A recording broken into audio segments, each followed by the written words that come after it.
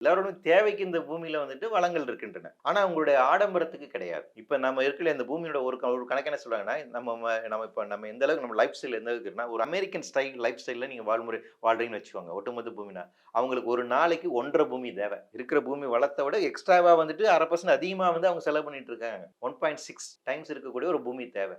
அவங்க லைஃப் ஸ்டைலே வந்து அப்படி இருக்கு. அதுவே வந்து ஒரு 3ஆம் உலக நாடுல இருக்கக்கூடிய ஒரு மக்கள் வாழக்கூடிய வாழ்நிலை எல்லோருமே வாழ்ந்தாங்க அப்படின்னா, ஒரு நாளைக்கு நமக்கு 1/2 பூமி போதும். அப்ப இங்க என்ன பிரச்சனைன்னா, இயற்கை வளங்கள நீங்க எப்படி வந்துட்டு ரேஷனலா பயன்படுத்துறீங்கிறத பொறுத்து தான். எப்படி டிஸ்ட்ரிபியூட் பண்றீங்கன்னு பொறுத்து தான். உங்களுடைய ஆடம்பர செலவுக்கு வந்துட்டு நிச்சயமா அது பண்ண முடியாது. ஆடம்பர தேவைக்காக நம்ம பயன்பட அன்றாட வாழ்வியலுக்காக நம்ம என்ன பயன்படுத்தலாம். பொது போக்குவரத்த நீங்க வந்து அதிகப்படுத்தணுங்கிற தேவை இருக்கு இல்லையா? ஒரு வீட்டுக்கு எதுக்கு 4 கார் எதுக்கு தேவைப்படுது? பொது போக்குவரத்து ஒழுங்கா இருந்து எல்லாரும் பொது போக்குவரத்து பயன்படுத்தினா காரினுடைய தேவையே இருக்காதே! இல்லைங்களா? ஆனா காருங்கிறது ஒரு இண்டஸ்ட்ரி. அதுல ஒரு லாபி இருக்கு. அது வேணும் அப்படிங்கிறது இருக்கு இல்லைங்களா? ஒரு கோஆப்பரேட்டிவ் சிஸ்டம் ஆஃப் ஃபார்மிங் இருக்கு இல்லையா? ஒரு சோஷியலிஸ்டிக் பேட்டர்ன் ஆஃப் உற்பத்தி முறை இருக்குங்களா?